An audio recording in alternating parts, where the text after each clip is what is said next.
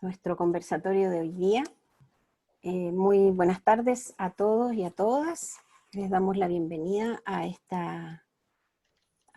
este conversatorio que hemos organizado, enmarcado dentro del mes de la familia, que celebramos acá en el Colegio San Luis. Hoy día nos acompaña, lo que les decía, que lo organizamos en el área de familia del colegio y en conjunto con el Centro General de Padres. Hoy día les quiero presentar a Pamela Chelman. Ella es apoderada de nuestro colegio, es médico pediatra, diplomada en bioética asistencial de la Universidad de Chile y actualmente trabaja en el Hospital Regional de Antofagasta. Y también nos acompaña Alejandra Prado. Ella es pediatra infectóloga de la Universidad Católica. Trabajó un tiempo aquí en Antofagasta.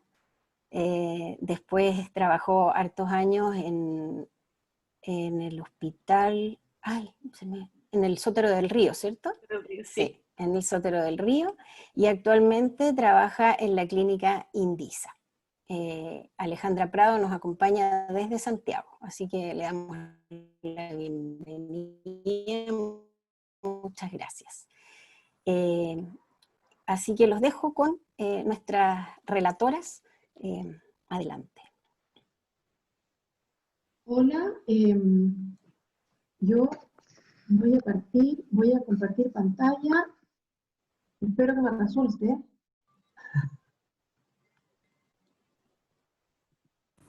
Y ahí todos ven, ¿no es cierto?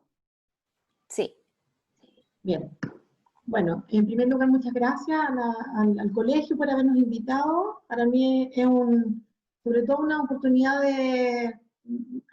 digamos, muy alegre para mí de encontrarme con Alejandra. Nosotros trabajamos juntas acá en Antofagasta hace hartos años. Y le tengo mucho cariño a ella como pediatra y como persona. Bueno, y la idea es compartir un poco esta reflexión, diríamos, ¿no es cierto?, de cómo nos vamos a reencontrar cuando podamos reencontrarnos, y en ese contexto yo quiero primero que nada decirles con qué perspectiva o contexto yo vengo a que nosotros conversemos o compartamos esta reflexión. Mi perspectiva es desde mi ser mujer, madre, esposa, hija, hermana, médico pediatra. Me tocó como médico pediatra atender pacientes adultos graves COVID en el hospital regional durante 2 meses y medio. Y la perspectiva también de ser apoderada y ser ciudadana de una comunidad que en este caso es, en el fondo, nuestra ciudad, el país.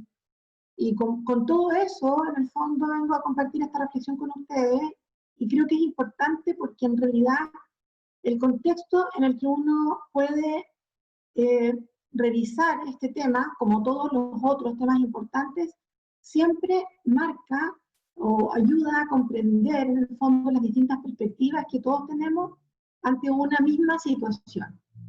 En esa misma línea, ¿no es cierto?, como recordar esto de que, en primer lugar, esta realidad que nosotros nos tocó vivir ahora no es una realidad nueva nueva en la historia, ¿no es cierto?, es nueva para nosotros, porque ninguno de nosotros ha vivido, digamos, tan directamente otra realidad de tanta intensidad de riesgo en salud como esta, desde la perspectiva de la salud como colectiva.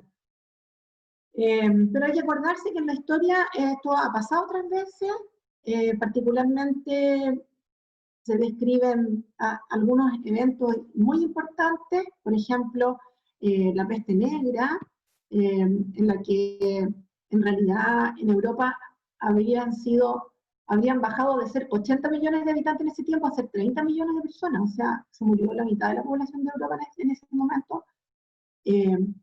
Luego, la viruela, ¿no es cierto?, que también tuvo una alta mortalidad y que destaca en el sentido de que fue la primera enfermedad infectocontagiosa en que se pudo empezar a controlar a través de vacunas, y eso generó un gran cambio en todas las enfermedades infectocontagiosas a nivel mundial hasta ahora.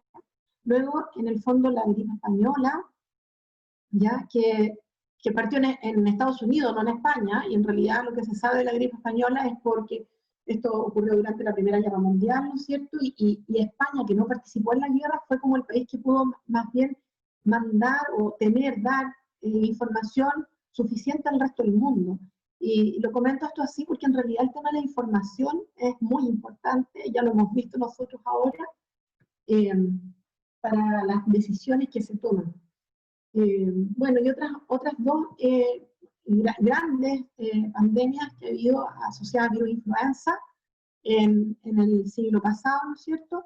Y finalmente la pandemia de VIH, que todavía está activa y que ha dejado hasta ahora 25 millones de muertos en el mundo.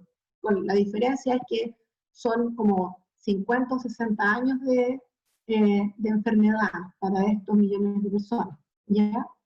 Y también como quería destacarles un poco estas fotografías que seguramente todos hemos visto en este tiempo, ¿no es cierto? Pero que muestran que son cosas que de alguna forma ya, ¿no?, en la historia otros se han tenido que enfrentar a esto mismo, que hoy día nos enfrentamos, ya el uso de mascarillas. Esta fotografía me parece bien interesante porque si ustedes se fijan, los hombres sentados en la mesa a los que están atendiendo las mujeres, los hombres no tienen mascarilla, pero las mujeres sí, las mujeres que los atienden, ¿ya? Y finalmente también como comentar, aquí atrás, no sé si lo alcanzan a ver porque yo lo tengo tapada con los cuadritos, pero hay una fotografía de Freddie Mercury en un concierto, ¿no es cierto?, en el último concierto de Queen, ¿ya? Para destacar en el fondo que cada enfermedad tiene distintas formas de contagio, y en realidad saber de cada enfermedad es importante porque es de la única manera que podamos tomar decisiones efectivas en relación a las formas de prevenirlas y cómo abordarlas. En ese contexto, ¿no es cierto?, solo como para recordar un poco este tiempo, ¿qué de diferente tiene esta situación respecto a la situación como de los otros episodios de la historia?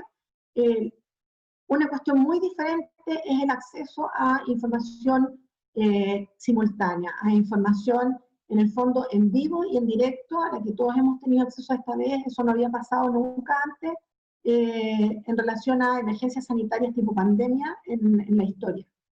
Y eso, en el fondo, tiene su lado bueno y malo, probablemente, ¿ya? Tiene el lado bueno de que nos ha permitido, en el caso nuestro, en el caso de Latinoamérica, nos permitió, en el fondo, poder ver con anticipación lo que estaba pasando y, en el fondo, haber tenido un cierto tiempo para prepararnos, para enfrentar lo que estaba pasando, porque lo veíamos pasar en China primero, luego lo vimos pasar en Europa, y evidentemente no había un motivo por el cual pensar que no nos iba a pasar a nosotros como latinoamericanos.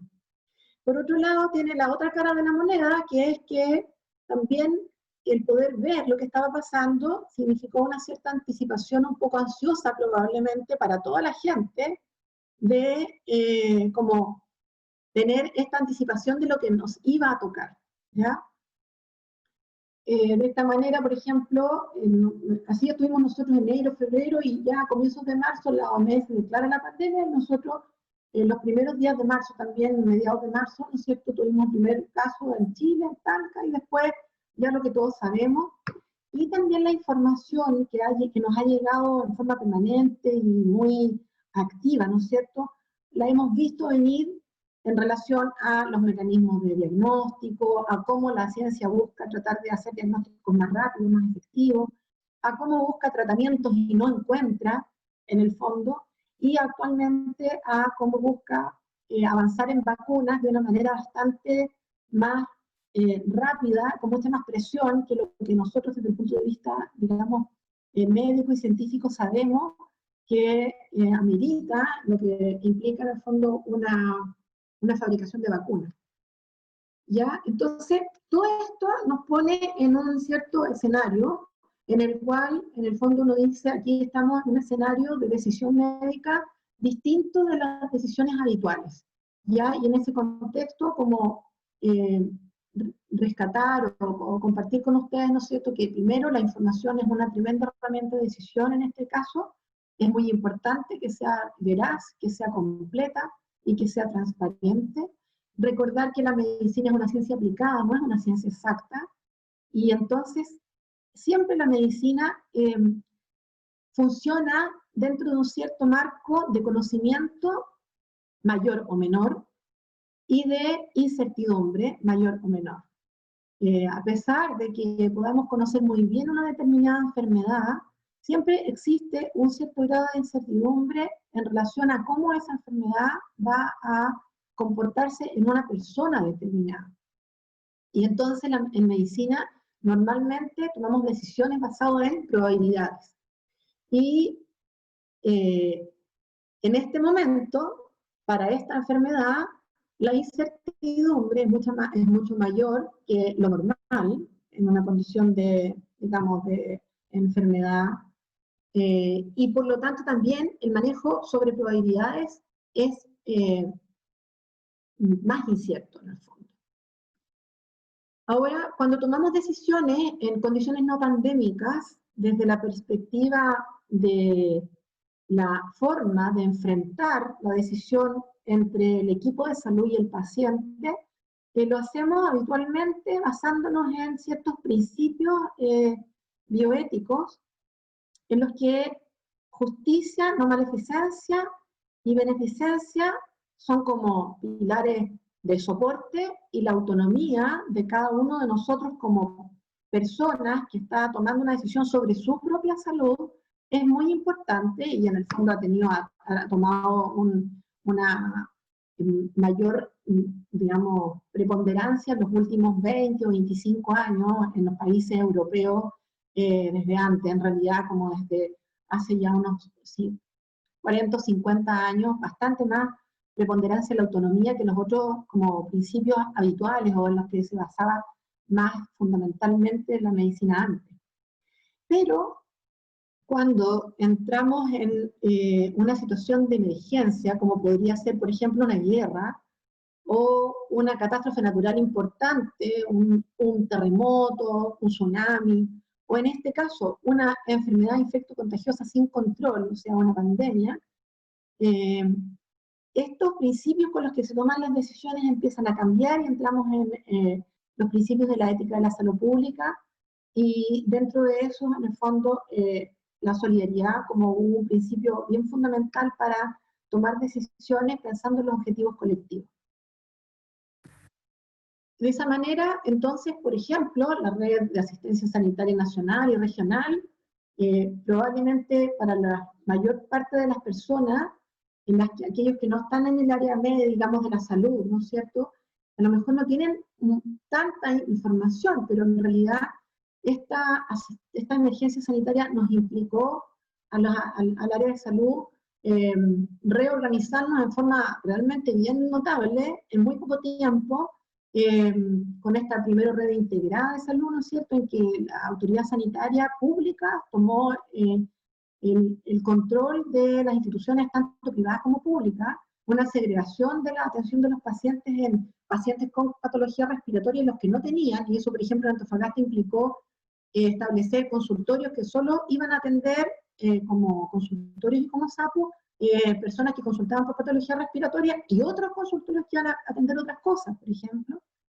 que en la unidad de emergencia del hospital, por ejemplo, hubo que organizar un espacio diferente para una segunda unidad de emergencia para poder separar los pacientes respiratorios de los no respiratorios, lo que significó también tomar espacios que normalmente estaban ocupándose en otras cosas, ¿ya?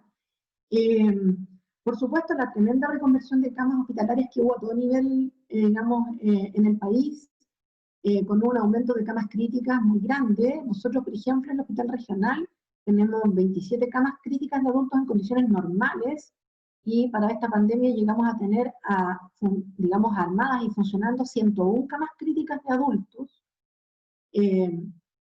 Luego hubo 52 traslados aeromédicos, aeromedicalizados afuera de la región para poder, en el fondo, cumplir con dar respuesta a la demanda asistencial intensa que había.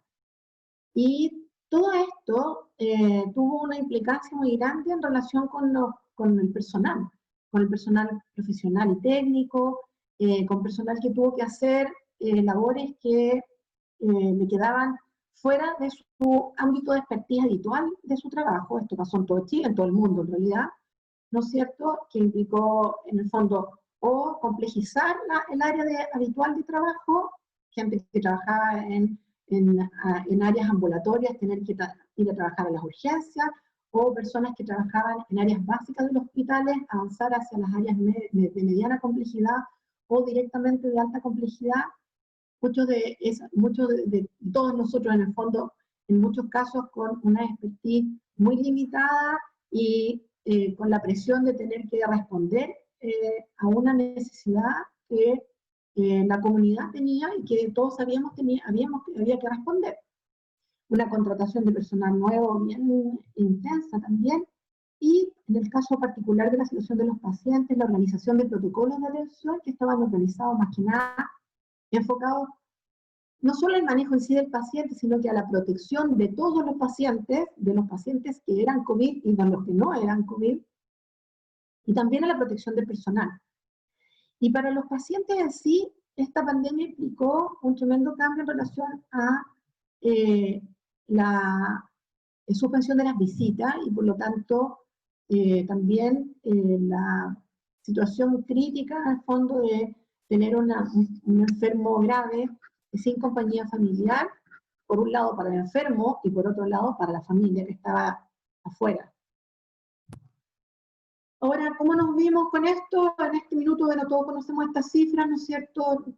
Chile tiene en este momento como ya cerca de los 500.000, acercándose a los 500.000 casos confirmados acumulados, pero contando los no confirmados ya estamos bien cerca de los 500.000 casos.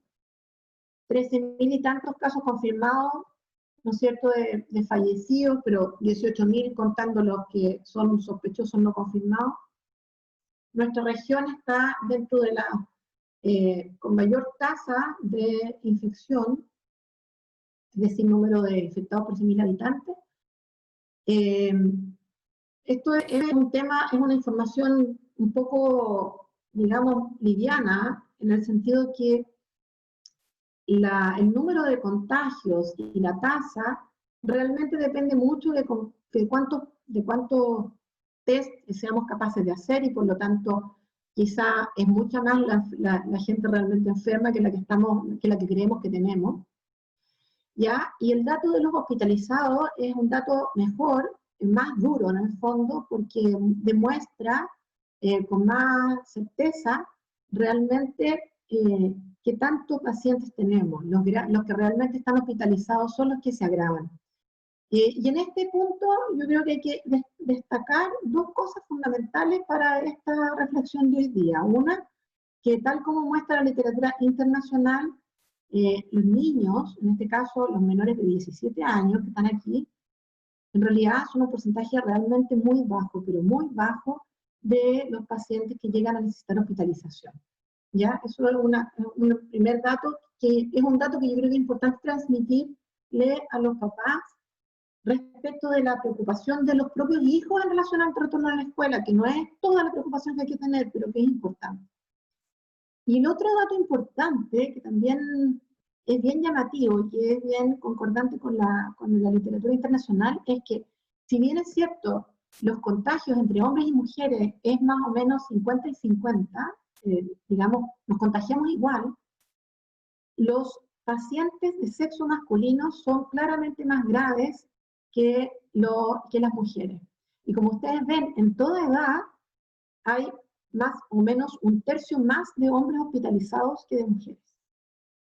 ¿Y eso por qué importa? Porque en realidad en este momento, cuando a veces hay que tomar decisiones, y por eso hablaba antes del contexto, importa porque en el fondo no es lo mismo si eres viejo o si eres joven, no es lo mismo si eres hombre o si eres mujer, no es lo mismo si tienes una enfermedad crónica o no la tienes.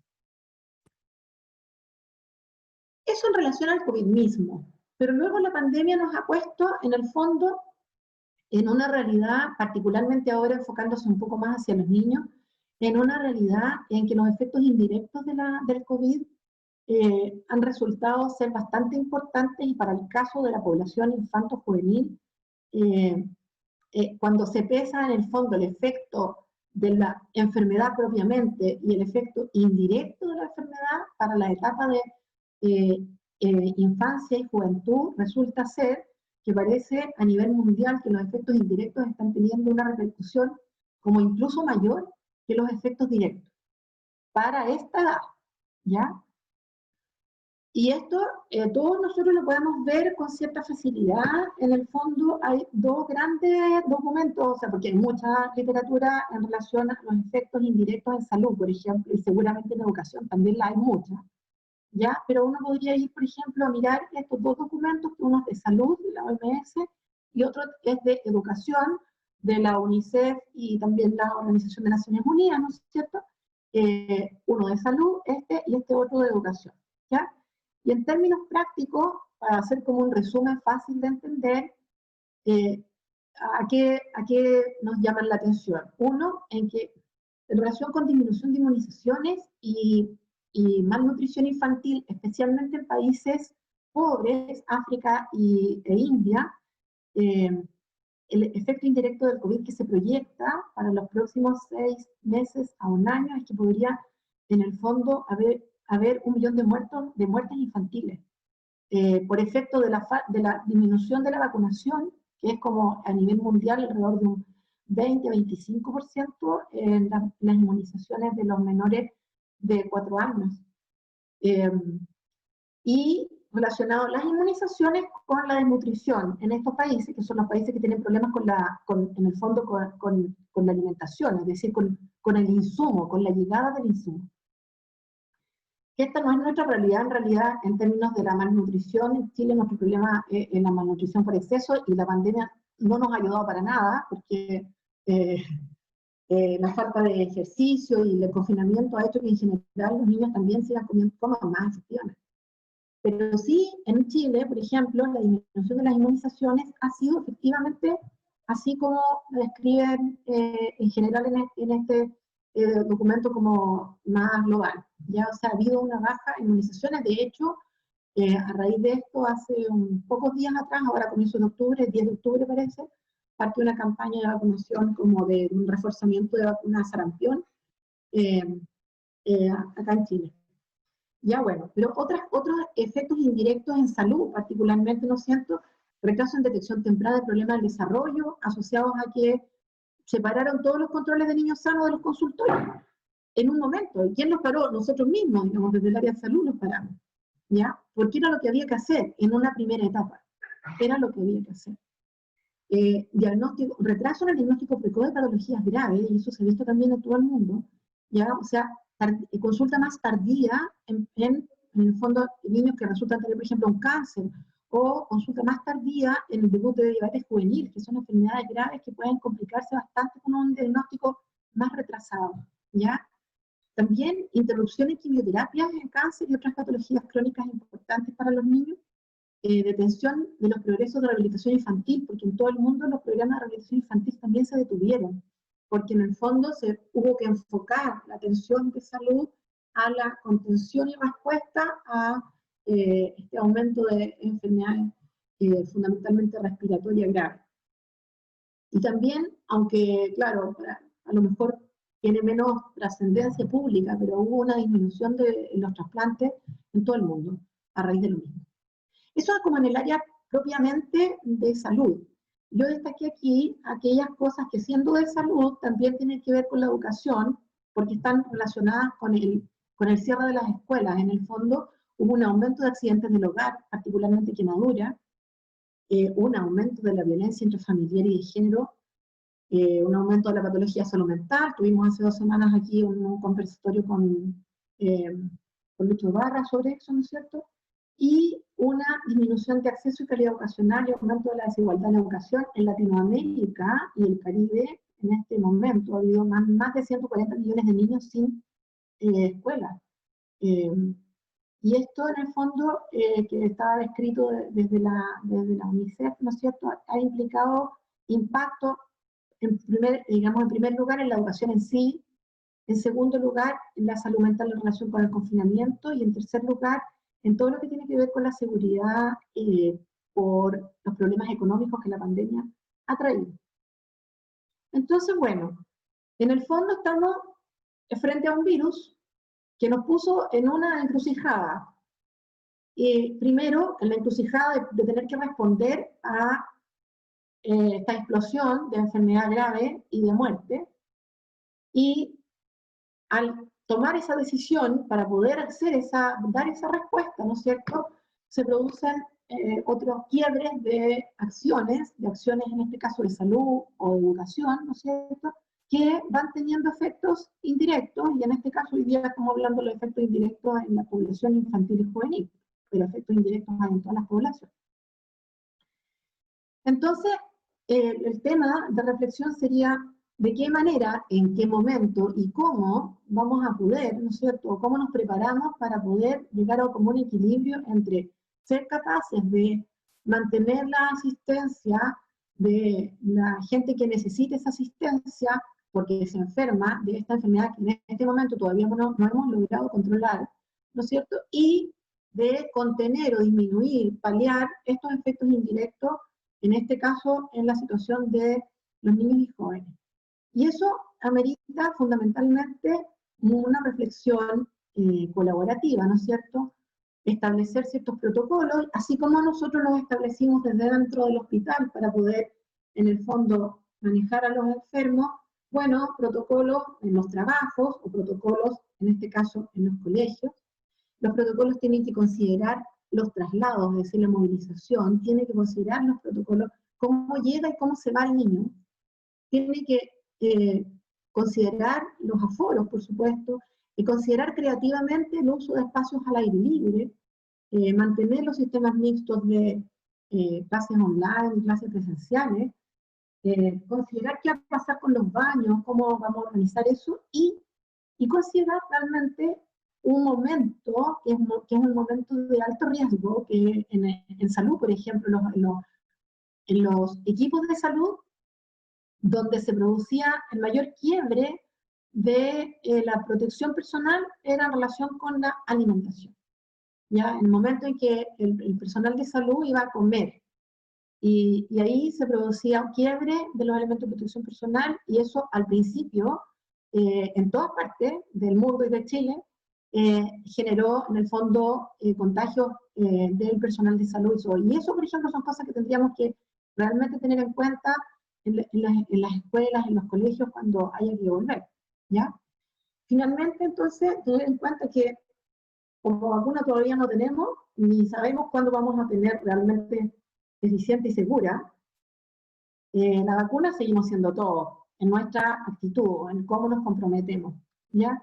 Y en ese sentido, esta situación amerita que tengamos compromiso como con mucha información veraz, es decir, que seamos todos capaces de decir, sí, hoy día parece que estoy enfermo, y no ir a trabajar igual, aunque uno se siente un poco enfermo, por ejemplo, cosa que pasa, que pasó en los hospitales también, digamos, por el temor que significaba que la gente tenía que irse, la gente no quería irse, bueno, una serie de cosas, ¿ya?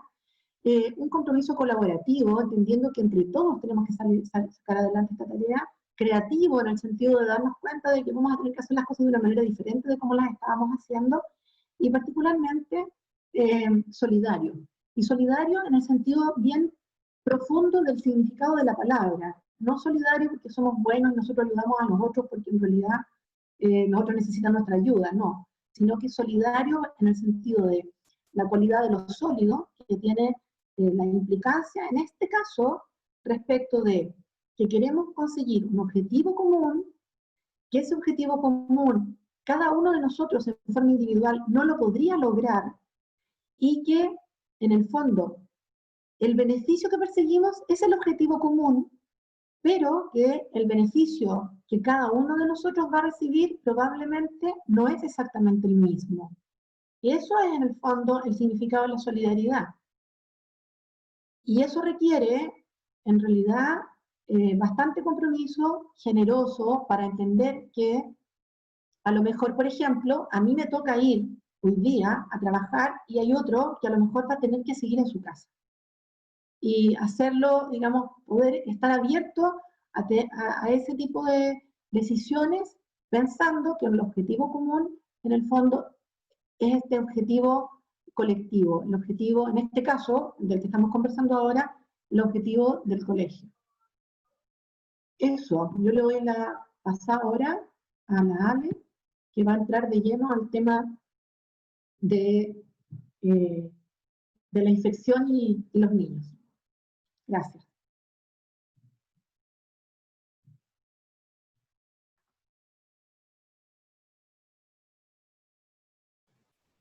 ¿Estás apagada, Ale? Gracias, Pame. Sí, Alejandra, tienes que... Ahí. Ahí sí, ahora te escuchamos. Ahora sí. Buenas tardes a todos, muchas gracias por invitarme a conversar de este tema. Bueno, retorno seguro a clase en tiempo de COVID es un interrogante en realidad. Ay, no pasó. Acá, ahí. Bueno, primero, un poco muy general en realidad, algunas cosas que no habíamos visto con Pamela no toparnos, pero los números de la pandemia. En este mapa que es del día de ayer, vemos, bueno, el mundo entero está comprometido y llevamos a la actualidad más de 41 millones de casos. Los países más afectados son Estados Unidos, India, Brasil, y dentro de Latinoamérica está Brasil, Argentina, Colombia, Perú, y más abajo está Chile, ¿ya? A nivel global tenemos más de 1.100.000 muertes, y acá en este gráfico no se ve, pero en el fondo se ve cómo desde enero de este año hasta octubre los casos han ido aumentando en forma importante. ¿Qué pasa a nivel nacional? Pucha, lamentablemente nosotros nos tapamos ahí con las figuras, pero a nivel nacional al día de hoy van 497.000 casos, casi 500.000, de los cuales llevamos 137.000 muertes, ¿ya? Más abajo hay un punto acá que en el fondo muestra que el día de hoy se hicieron 31.000 exámenes, de los cuales la positividad es un 4,7%, si no me equivoco, no lo recuerdo bien. Y eso es importante porque ese porcentaje de positividad nos va a importar a la hora de tomar decisiones de cuándo podemos volver, los niños pueden volver al colegio. Ahora, a nivel nacional, ¿cuántos son los niños afectados? Porque claramente se ha visto que esta enfermedad no afecta igual a niños que a adultos, a diferencia de lo que pasa con la mayoría de las infecciones respiratorias virales, en que los niños son los más afectados en general. Acá pasa todo lo contrario, los niños son los menos afectados, tanto en número como en severidad. Vemos que el porcentaje total de 0 a 19 años, si yo sumo todo esto, me da un 9,9%, o sea, un 10% del total son niños, y esto se repite en varios países. En general, ronda entre el 6 y el 12% la positividad en los niños. Acá vemos también una pirámide en el fondo, en que está dividida por género, hombres y mujeres, y en los menores de 20 años son las barras más chiquititas. Respecto a hospitalización, ocurre lo mismo. En el fondo, esta es una enfermedad que en los niños claramente es mucho menos severa que en los adultos, y del total de hospitalizados, tenemos solamente más o menos 1.500 niños menores de 18 años, que da un 3% del total de las hospitalizaciones. Ya este gráfico lo mostró Pamela, en que también vemos aquí que de todos los grupos etarios, el grupo de niños menores de 18 años es el menos comprometido en la parte de hospitalización. Estos datos son del último informe epidemiológico, que es del 12 de octubre. Ahora, ¿qué ha pasado a nivel del mundo? En algún momento, en abril, a principios de abril, más o menos 175, 180 países tenían cerrados todos sus colegios, lo cual determinó que más de 1 billón en realidad de estudiantes quedaron sin clases en algún momento. Y si bien esto ha tenido un efecto benéfico en la diseminación de la pandemia, ha tenido un costo muy alto tanto en la formación emocional, social y educativa de los niños.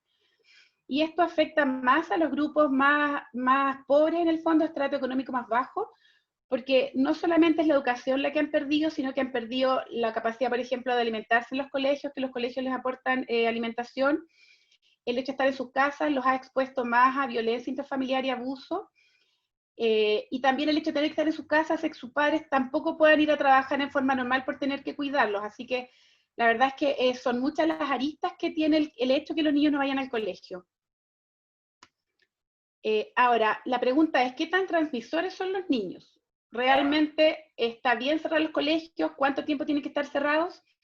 En el caso del virus SARS-CoV-2, este tema todavía no está claro y va cambiando día a día. O sea, desde el principio hasta ahora han ido apareciendo muchos estudios en el fondo que tratan de determinar esto. Si bien no todos son concordantes, la gran mayoría va en la línea de que realmente los niños no son tan transmisores en este virus, ¿ya? A diferencia del caso del virus de la influenza, en que sí está demostrado que el cierre de los colegios logra frenar la transmisión del virus, porque basado en su alta contagiosidad y la susceptibilidad de los escolares, este virus claramente los escolares lo diseminan a nivel de ellos mismos y a nivel de sus familias. Y esto no se ha visto en el coronavirus, la verdad.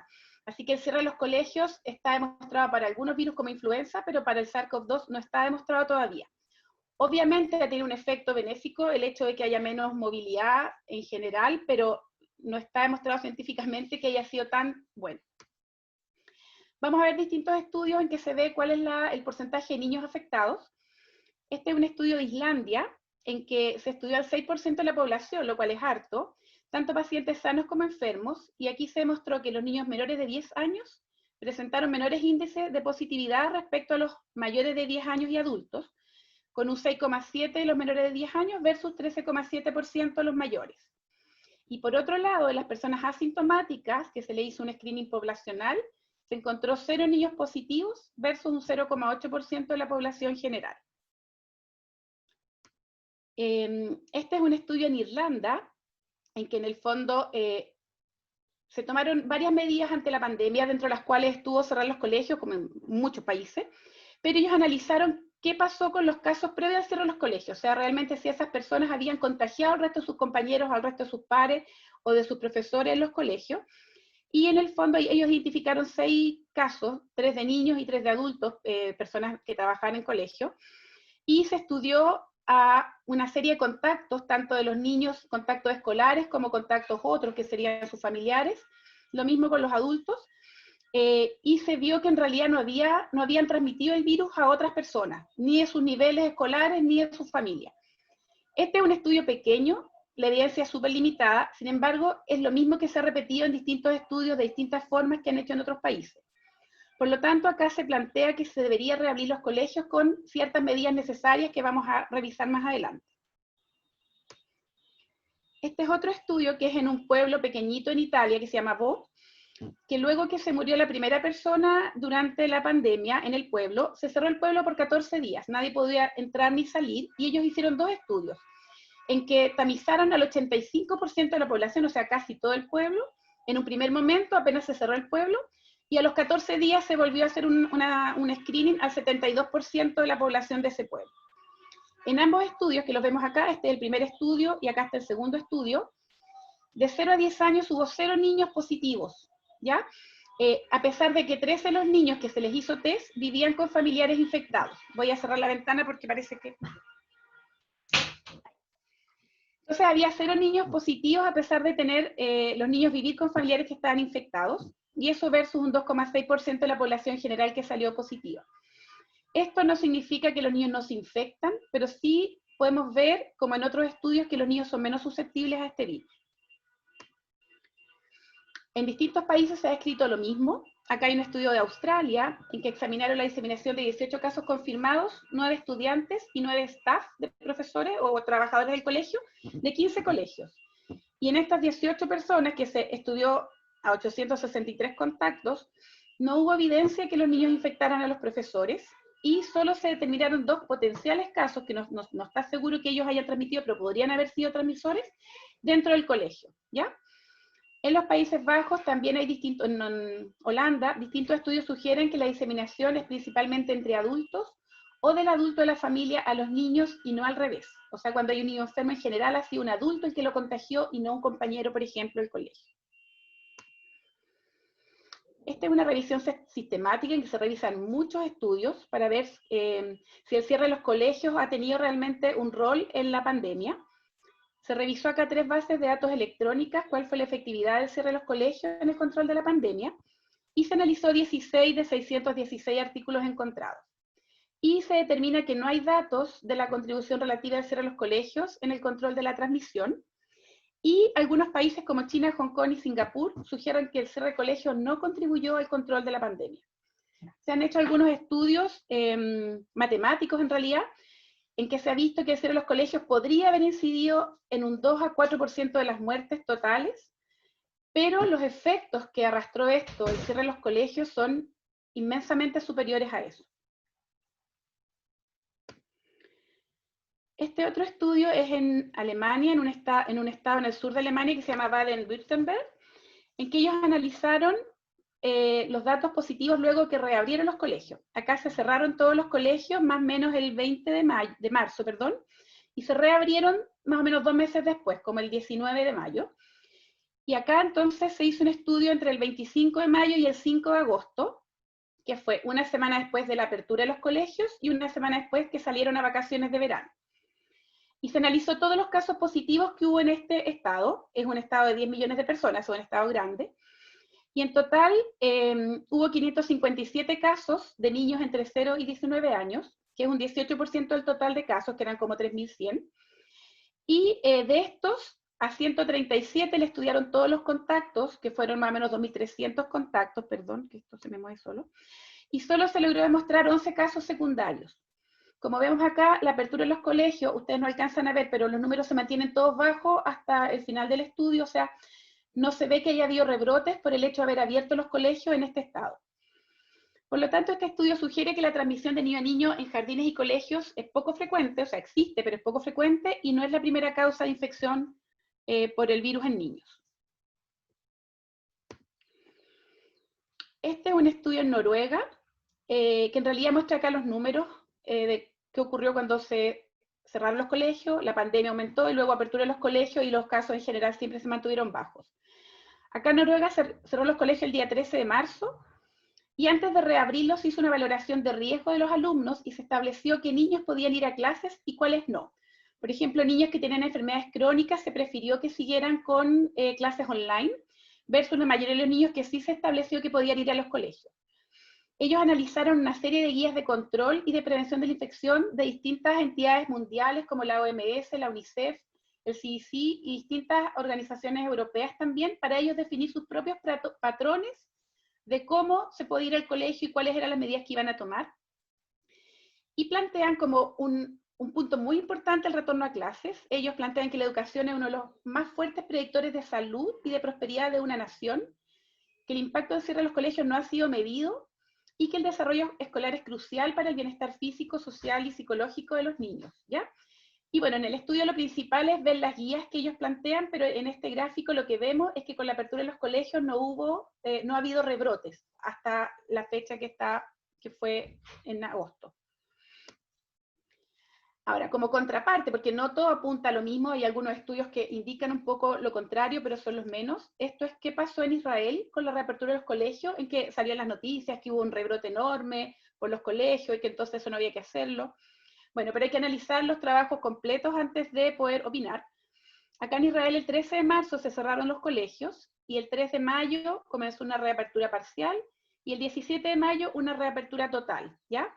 Lamentablemente no se ve acá por las imágenes nuestras, pero después, 10 días después de la reapertura, hubo un importante brote en los colegios. O sea, lo principal acá del N fue niños de 10 a 19 años que se dispararon los casos. Ahora, si analizamos qué ocurrió, el 17 de mayo abrieron todos los colegios, el 26 y el 27 de mayo fueron los primeros 2 casos y después esto explotó. Pero resulta que entre el 19 y el 21 de mayo, o sea, 4 o 5 días después de abrir los colegios, hubo una ola de calor en Israel, que llegaron las temperaturas a 40 a 46 grados, por lo tanto, se eximió el uso de mascarillas y funcionaron circuitos de aire acondicionado cerrados en los colegios para poder manejar esta ola de calor. Entonces, claro, uno dice ahí hubo claramente una rotura de las barreras de protección que probablemente incidieron en este número grande de casos que principalmente afectó a escolares. Y también se hizo una revisión que las clases en general, porque todos volvieron como a clases normal, todos en realidad. Las clases eran hacinadas, ellos consideran que ya 30 alumnos por clase es harto. Hay que considerar los metros cuadrados por alumno porque hay un estándar que es como 1,6 metros cuadrados por alumno y acá no se cumplía esta regla. No se cumplió el distanciamiento y no se cumplió el uso de mascarillas. Además, en Israel cuando volvieron a clase, ellos van a clase 6 días de la semana, de domingo a viernes, 6,5 horas al día, más en promedio 2 horas más de actividades terapeumáticas y deporte, más el viaje en bus escolar. Entonces, la verdad es que si uno analiza todo, acá hubo, claro, muchas horas todos juntos, sin mascarilla, sin distanciamiento, un poco achoclonados todos, y eso incidió en este rebrote. Ahora, ¿puede haber un retorno a clase seguro en la era del COVID? Yo creo que nada es 100% seguro. Este es un editorial de una revista que se llama Pediatrics Annals, en que ellos plantean que es importante monitorizar los rangos de transmisión de COVID en las comunidades y en los colegios, uso universal de mascarillas en los niños mayores de 2 años, distanciamiento social que ojalá sea 1,8 metros, lo cual es difícil en realidad, uno lo vive en el día a día y es difícil mantener esa distancia. Hacer cohortes de alumnos, profesores y personal del colegio, por ejemplo, que va un grupo unos días al colegio y otro grupo va otros días, para que si se infectan algunos no haya que cerrar todo. Higiene de manos, desinfectar las salas de clases al menos una vez al día. Y si es que se va a comer en el colegio, la comida debe ir envuelta y ser despachada a cada sala de clases y evitar compartir casinos o lugares como ese. Las salas de clases deben estar bien ventiladas. Los buses escolares deben vigilar el distanciamiento social. Hay que limitar el uso de objetos comunes sin que haya una desinfección entre medio. Ofrecer días alternos de clase a los distintos grupos. Y ofrecer una combinación de clases presenciales y clases online. Hacer screening de síntomas a todos, por ejemplo, al entrar al colegio, tomar temperatura y preguntar por síntomas respiratorios. Y por último, si se puede, las clases al aire libre serían una buena alternativa. Ahora, ¿en qué momento abrir? Es la pregunta.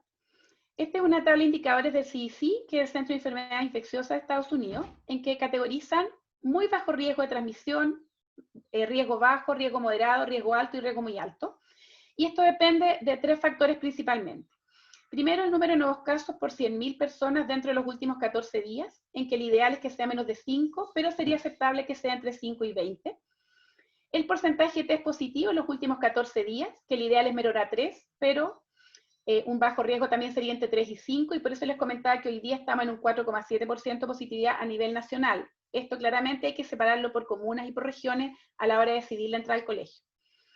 Y por último, la capacidad del colegio de implementar 5 estrategias de mitigación, como son el uso correcto y consistente de la mascarilla, el distanciamiento social, lavado de manos, limpieza y desinfección de las áreas del colegio, y la trazabilidad. En el fondo, cuando hay un caso, poder determinar cuáles fueron los contactos estrechos de ese niño. Si yo cumplo con menos de 5 por 100.000 habitantes, caso positivo, un menor de 3% positividad, implemento las 5 estrategias en forma correcta y consistente, el riesgo es muy bajo y eso está demostrado. Un riesgo bajo que yo creo que sería aceptable sería entre 5 y 20 casos por 100.000 habitantes, una positividad entre 3 a 5%, e implementar las 5 estrategias en forma correcta, pero podrían no ser tan consistentes, que probablemente sea, creo yo, lo que nos va a pasar a nosotros. Ahora, ¿qué se necesita para un retorno seguro? Bueno, vamos a ver también lo que ha determinado el ministerio, pero creo que acá es súper importante la familia, en el fondo, la responsabilidad tanto de la familia como de los profesores de los colegios y de las personas que trabajan en el colegio. Somos todos los que estamos llamados, en el fondo, a cumplir con las normas que tenemos que establecer. Ahora, los 3 pilares que establece el ministerio para volver al colegio: el primero es la seguridad, el segundo es la voluntariedad y el tercero, validad. En seguridad, bueno, se deben dar las condiciones sanitarias que así lo permitan, y ahí están los números que estábamos viendo. En general se va a poder volver al colegio en etapa de apertura inicial, que es la fase 4, o la apertura avanzada, que es la fase 5, y se podría hacer en excepción en la fase 3, que ahí el colegio tendría que mandar todos sus protocolos y permisos al ministerio, y ellos autorizarían si pueden o no abrir en fase 3. Voluntariedad: no va a ser obligación volver a clase en ningún colegio de aquí a fin de año. Los colegios van a tener que mantener la modalidad online durante todo el resto del año y cumplir 7 pasos establecidos por el Ministerio de Educación, que vamos a revisar a continuación. Y por último, gradualidad: definir qué cursos van a ser los primeros. Acá cada comunidad puede determinarlo. Según algunos estudios, se ve en realidad que los niños más chicos transmiten menos que los más grandes, así que podrían, por un lado, favorecerse ellos por eso. Pero también el sistema de los más grandes, los cuartos medios, terceros medios, que todos creemos que es súper importante que ellos vuelvan a reencontrarse antes de salir del colegio. Y podríamos pensar que los niños más grandes también podrían ser más responsables a la hora de cumplir las medidas de distanciamiento que los niños más pequeños, que pudiera ser más difícil. A veces uno se equivoca y los niños cumplen más que los grandes. Los 7 pasos necesarios para un retorno seguro: tenemos que las condiciones sanitarias, esto es que las regiones o comunas se encuentren en la fase ya de desconfinamiento, y en casos particulares, en el fondo, en fase de preparación con un permiso especial. Protocolos del Minedu: el ministerio va a entregar protocolos de limpieza y desinfección de los establecimientos y también de las medidas sanitarias que deben ser adoptadas en los colegios. Entregará kits sanitarios donde habrá alcohol gel, mascarillas, termómetros y set de limpieza a los colegios. Los establecimientos van a tener que definir cuáles son las medidas de organización y funcionamiento de su colegio. Todo esto debe ser informado a la comunidad educativa para que estén al tanto de todos los protocolos.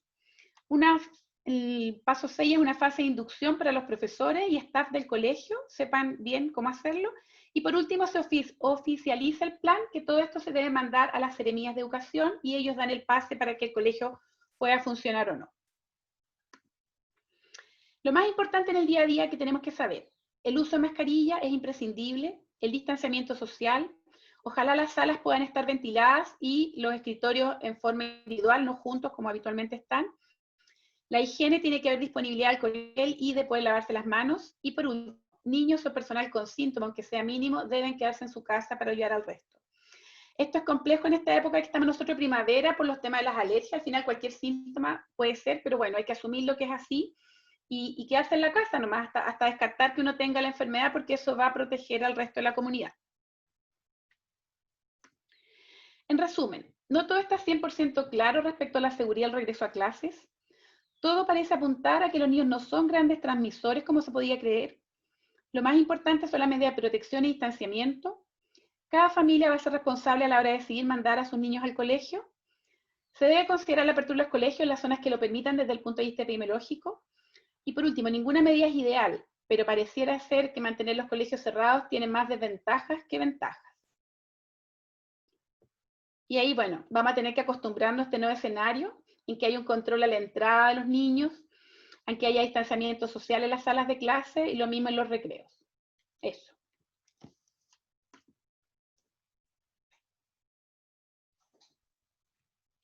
Muchas gracias, Alejandra.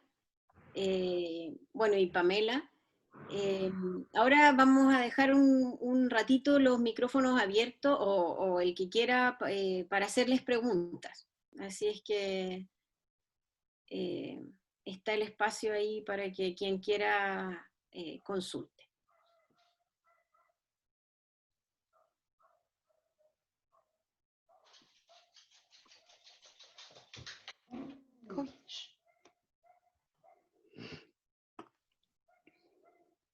¿Alguna duda sobre el manejo? Gaby.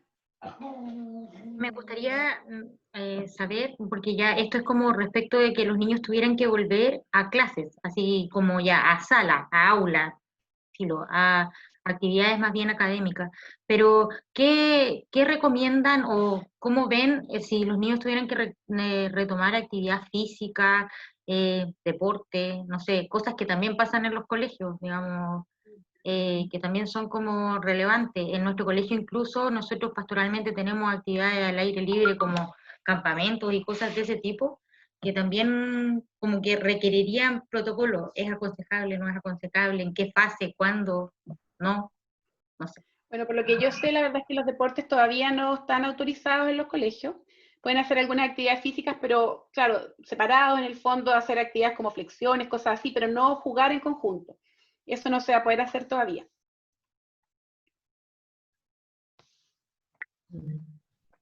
Quizás, Gaby, también lo que habíamos conversado un poquito antes de partir, que es que en la medida en que avancemos a fase 3, digamos 4 fundamentalmente, tal vez en fase 3 lo que el colegio, si quisiera, podría pedir los permisos para hacer una especie de ejercitación, digamos. Y en esta ejercitación, más que deportes, hacer actividades al aire libre dentro del colegio.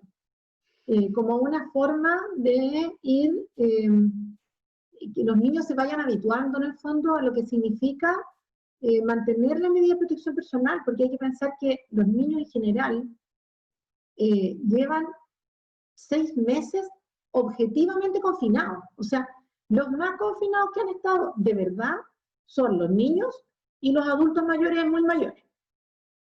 Son los que realmente han estado confinados, porque de alguna manera todos los adultos con cuarentena o sin cuarentena, un porcentaje nos movíamos porque teníamos que trabajar o pidiendo permiso de la cuarentena para hacer distintas cosas. Entonces, de alguna forma, diríamos que ya hemos pasado la etapa como un poco de del ejercicio, digamos, del ensayo. Yo creo que eso para los niños es un tema, el ensayo.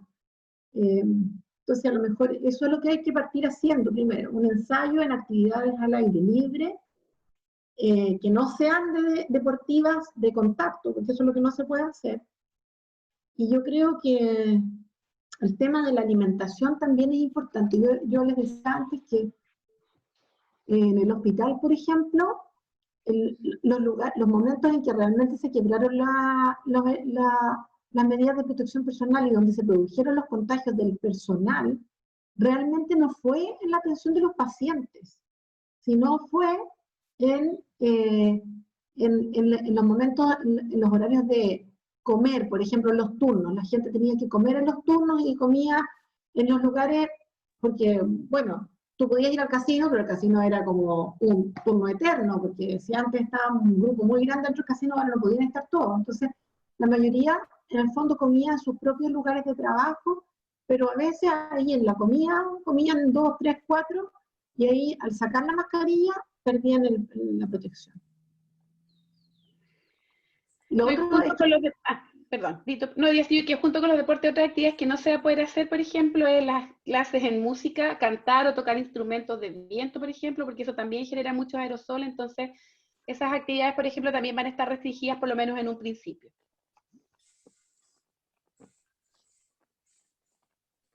claro, y lo que les quería comentar respecto del tema de la comida, que hay que poner atención con eso, porque también tiene que ver con los adultos. O sea, una cosa son los niños, es decir, que los niños a lo mejor tendrían que ir en jornada, repartir, en esto de tratar de disminuir la concentración, repartir a los niños. Y lo que antes era un colegio con jornada completa, quizá va a tener que ser un grupo en la jornada de la mañana, otro grupo en la jornada de la tarde y almuerzo todos en su casa, por ejemplo, al principio. ¿Ya? Pero ahí en lo que habría que poner mucha atención serían los profesores, que a lo mejor no van a ir a su casa a almorzar, pero sí van a almorzar en el colegio. ¿Dónde almuerzan? ¿En qué condiciones? Por ejemplo, en el hospital nuestro, la gente que iba a almorzar en el casino tenía un aforo, y lo que pasó es que las mesas para comer, que normalmente eran como comiendo mientras uno conversaba, se organizaron todos comiendo por el mismo lado. O sea, espalda con espalda, podríamos decir, en el fondo. Ahí Javiera tiene una pregunta.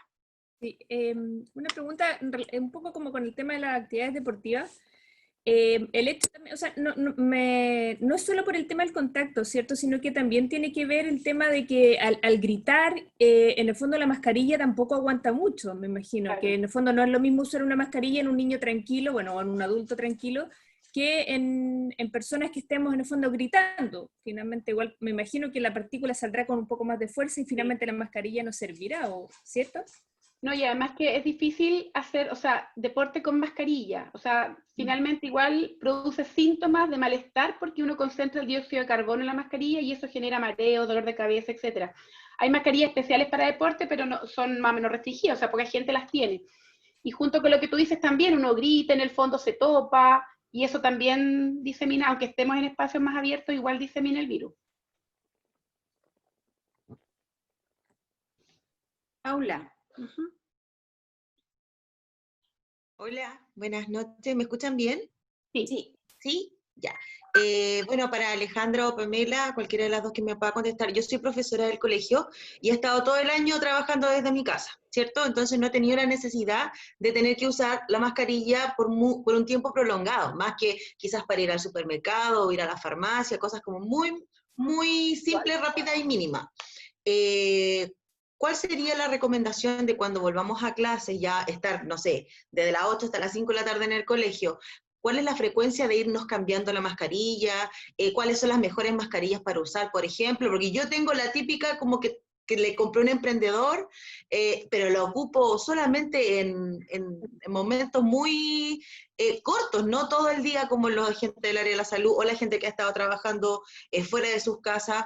En eso me siento un poco ignorante y me gustaría que me pudieran dar una recomendación. Gracias. Bueno, las mascarillas, finalmente, primero solamente algunas servían, después dijeron no, si también sirve, y finalmente ya, cualquier mascarilla sirve. Unas son mejores que otras, efectivamente. Y ahí va a depender de cuánta seguridad quiere tener uno. O sea, las N95 serían las mejores, y esas mascarillas tú las puedes usar 24 horas y debieras recambiarlas. Las mascarillas quirúrgicas comunes y corrientes, que primero se usaban 20 minutos, actualmente le estamos usando 4 horas en el fondo, y ahí se indica el recambio. Y las de género, en realidad, que usa la gente en la calle, las usa todo el día, lo que yo veo. En el fondo no veo que se las cambien muy frecuentemente. Entonces ahí depende de cuán uno quiere estar segura qué mascarilla va a usar. Y cuánto tiempo la va a usar en el fondo. La N95 se puede usar un día completo sin problema. Las quirúrgicas podrías cambiártelas 2 o 3 veces al día máximo. Y bueno, las de tela en realidad te las podrías cambiar, pero en general tendrías que andar con un grupito de mascarillas en la cartera, creo yo. No sé, Pame, ¿qué crees tú? Sí, no, yo quería una cosa decir sobre las N95. Las N95 es una mascarilla cara, o sea, no es en sí mismo cara, pero si uno piensa que las tiene que usar permanentemente, ya en el costo-beneficio sería caro, y en segundo lugar, realmente no necesario para la actividad que todos nosotros hacemos en condiciones normales. Digamos, la vida diaria no justifica uso de N95 en realidad. Se los digo yo, que he trabajado dentro de un hospital y que he atendido pacientes sin N95, digamos, cuando están en una situación de riesgo de aerosolizar, ¿ya? Y el riesgo de aerosoles en realidad es fundamentalmente en el ámbito como de la atención médica directa, ¿ya? Por lo tanto, así como para el colegio, pensar en mascarilla N95 tendría poco sentido de verdad, ¿ya? Pero claro, y lo que muchos estudios muestran en realidad, que lo importante es tener la mascarilla puesta, o sea, en el fondo, evitar que las partículas puedan diseminarse en el fondo. Y eso uno lo consigue con una mascarilla quirúrgica. Yo lo que les diría, la experiencia como práctica, es que las mascarillas quirúrgicas son mejor toleradas para usar más largo tiempo que las mascarillas de género. O sea, con mascarilla de género, 4 o 5 horas seguidas, uno tiende a retener un poco más de CO2 que con las otras mascarillas, por lo tanto, como que la tolerancia en sí misma es mejor, la mascarilla quirúrgica, la común quirúrgica, ¿ya? Las mascarillas de género tienen la ventaja, que yo creo que no es menor, o no sé si es una ventaja, pero es un gran aporte, que es que mientras nos cuidamos nosotros, hoy día cuidarnos nosotros nos está significando generar una cantidad de basura al planeta tremenda, que es un tremendo tema, ¿ya? Entonces, realmente yo lo que creo que uno tendría que pensar es que para movilizarse, para ir para allá y para acá, a lo mejor debiera tener una mascarilla de género, y en el contexto del colegio, para los profesores y los alumnos que están en el fondo ahí las 6 horas, a lo mejor para ellos sí usar mascarillas quirúrgicas y botarlas después de las 4 horas. Y lo que importante, bueno, es usarla bien en el fondo.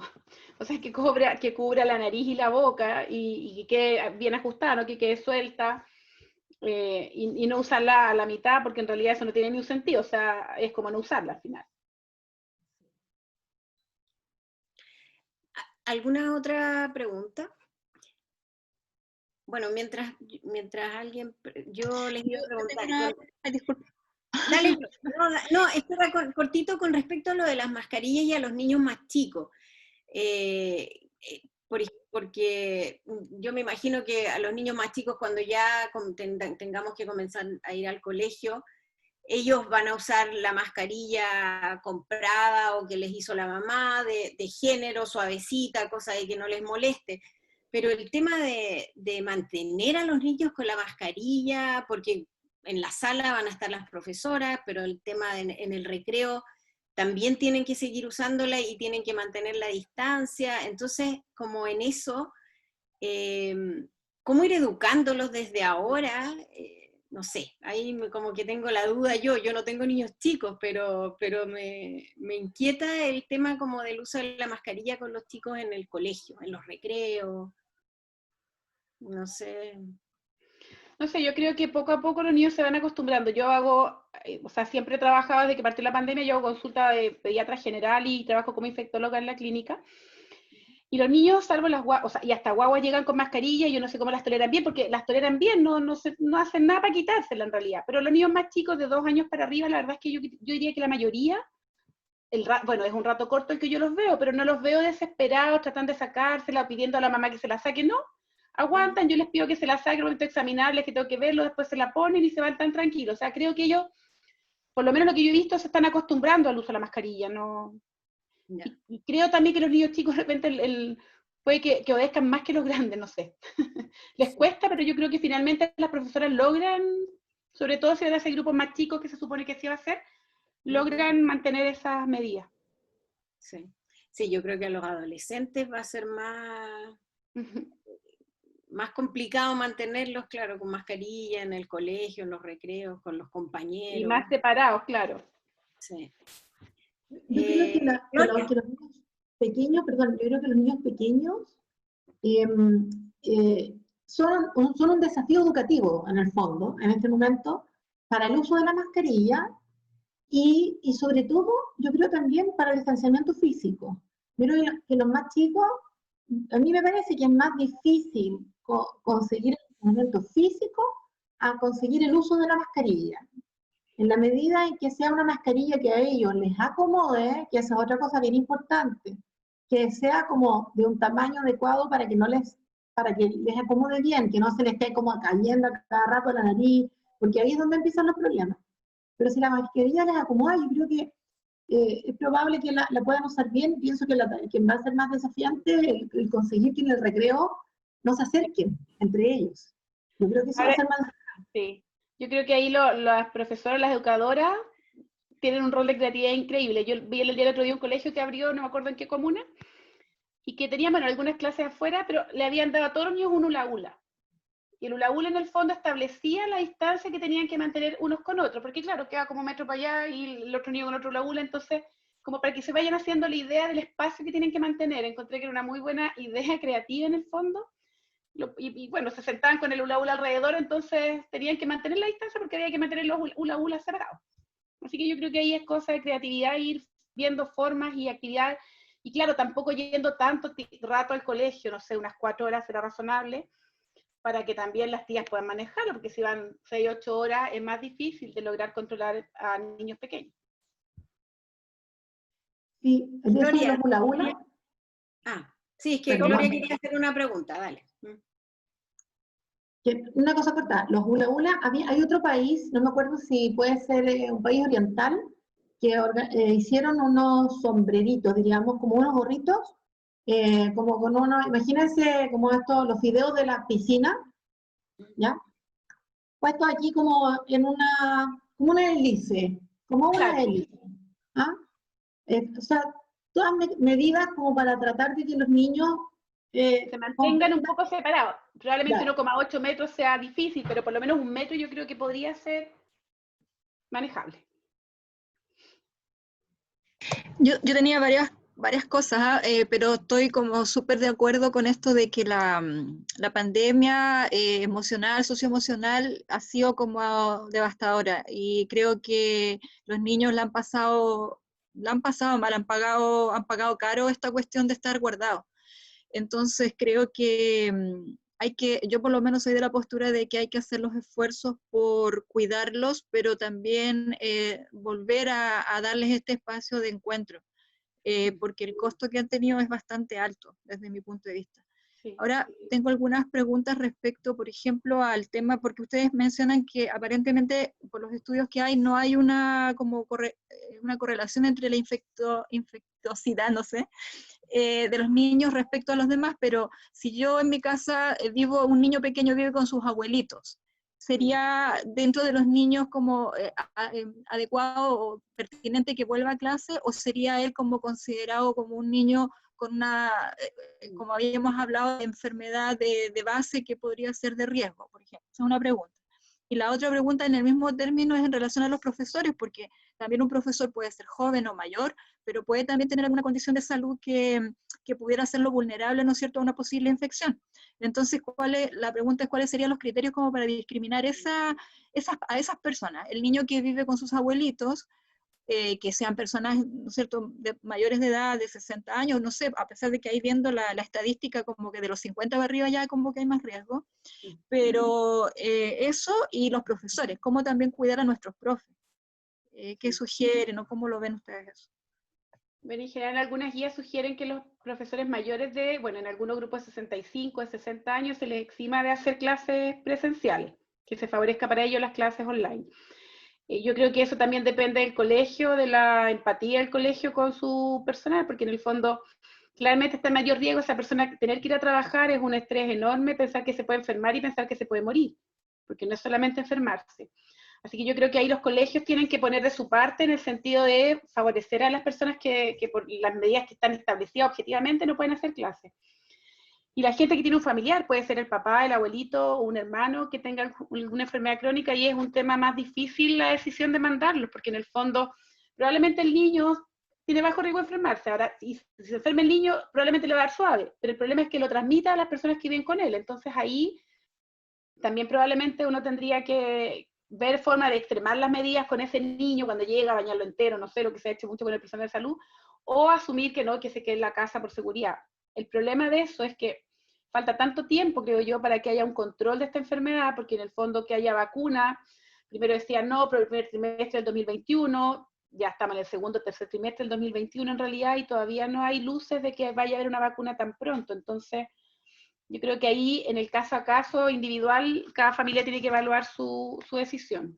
Pero el tema de los profesores, yo creo que ahí los colegios tienen que ponerse con los profesores y no favorecerles en el fondo que puedan hacer clases online los que tienen mayor riesgo. Puede que haya una persona de 30 años, pero tiene una enfermedad inmunológica y también es de alto riesgo. Entonces, y bueno, los que están sanos también asumir que les toca ir a trabajar y hacerlo con las mayores medidas necesarias. Y aquí el tema es que todos nos cuidemos, como decía Pamela, o sea, si alguien está con síntomas en mi familia, no mandar al colegio al niño hasta que hayamos descartado que esos síntomas eran coronavirus.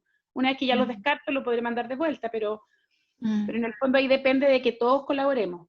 Sí, yo empatizo mucho con lo que mencionó Pamela de la solidaridad. Yo encuentro que ese es el punto central de todo esto, digamos, el criterio con el que tenemos que pretender mover esto. Creo que ahí dio en el clavo, me parece súper bien. Gracias.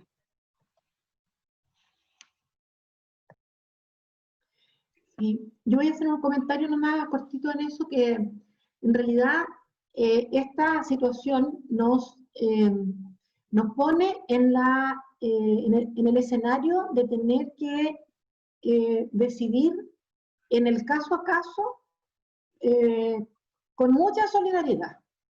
O sea, y esto implica que en el fondo, entre los profesores, por ejemplo, si hay profesores que tienen que venir a trabajar versus otros que para cuidarlos tienen que quedarse en sus casas, tienen que hacerlo. Yo les puedo contar, por ejemplo, que en el hospital, yo en algún momento nosotros hemos conversado de la posibilidad de que a lo mejor a los pacientes COVID tendríamos que atenderlos más prioritariamente mujeres que hombres. Porque es un hecho de la causa real que es más probable que los hombres hagan enfermedades graves a que las mujeres. Entonces, pero tomar esas decisiones requiere un compromiso entre todos, que todos tratemos de entender que el objetivo que estamos queriendo cumplir, digamos, o lograr, es un objetivo bueno para todos, pero como les decía antes, que el beneficio personal para cada uno va a ser diferente. Y eso es lo que a veces cuesta, nos cuesta en esto y en tantas otras cosas en realidad. Pero y en el colegio, y yo ahí creo, por ejemplo, que la información que se le dé a las familias también importa ahí, porque no va a ser cosa de que cada familia en ese sentido decida, porque tendría que ser una decisión como colectiva en el sentido de decir, a ver, si hay familias que tienen personas de riesgo, prioritariamente ese niño que no venga, por ejemplo, cuando tengamos que decidir el aforo y decir ya sí, van a venir 10 niños de este curso, bueno, ¿cuáles 10? No da lo mismo que sean los 10 primeros de la lista. No, o sea, tienen que ser los 10 que tengan para ellos y su familia más seguridad, o también contener otras variables a considerar, por ejemplo, niños que tengan más dificultades en el aprendizaje online que otros, que eso los profesores lo tienen que tener súper en cuenta. Entonces, los presenciales a lo mejor no van a ser equitativamente, digamos, no equitativamente, sino que no van a ser distributivamente, hoy día estos 10, mañana estos 10, pasado estos 10, no, a lo mejor van a ser estos 10 por un tiempo largo, y quizá después estos 10 se van a ir, van a haber otros 10 por un tiempo más corto, tal vez según su propia situación, la personal y la familiar. ¿Qué? Sí, incluso tú partiste que hay que considerar incluso los medios de transporte que usen como para llegar y movilizarse, y todas esas cosas tendrían que estar consideradas a la hora de decir quiénes son los que van, o sea, quién es más factible que partan asistiendo, y etcétera, etcétera. Todas esas cosas se tienen que considerar a la hora de las decisiones. Eso, es vital, el medio de transporte es vital para los trabajos y para los colegios, encuentro yo. Y es el momento de hacer una campaña total por la bicicleta. Sí. Tiene ganancias por todas partes, tiene ganancias en la salud personal, tiene ganancias en la salud mental, y tiene ganancias respecto de que hoy día sería el medio de transporte más seguro para no enfermarse, porque tú vas solo. Sí.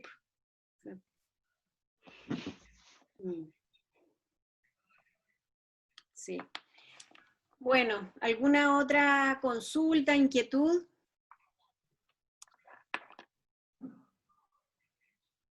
O sea, yo creo que hay muchas y que se nos van a ir presentando. De quien Mitzi, dale. Más que inquietud o alguna pregunta, es agradecer esta oportunidad que nos dieron de escucharlas, de entender y aclararse muchas dudas que teníamos respecto a los retornos de los niños al colegio, y el cómo va a ir funcionando y el cómo poder prepararnos para esto. Así que, de verdad, muchas gracias. Quedó todo súper bien explicado, bien claro.